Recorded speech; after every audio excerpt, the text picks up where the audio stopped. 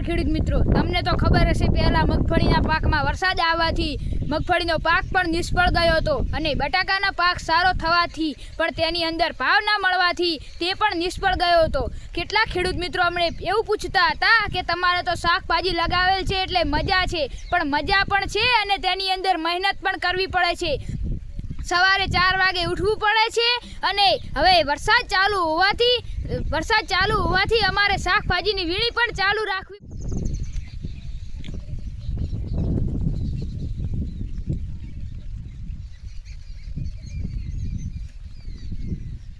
જીરું, ઘઉં અને તમાકુની કાપણી ચાલુ છે, તેને નુકસાન થવાની અત્યારે પૂરેપૂરી શક્યતા છે। હું ભગવાનને એવી પ્રાર્થના કરું કે તમારા પાકને કોઈ નુકસાન થાય નહીં, બીજું તો ભગવાને ધાર્યું એ ખરું। વરસાદ અને પવન ખૂબ જ વધારે છે। તમારા ગામમાં પવન અને વરસાદ કેવો છે તે તમે અમને કોમેન્ટમાં જણાવજો।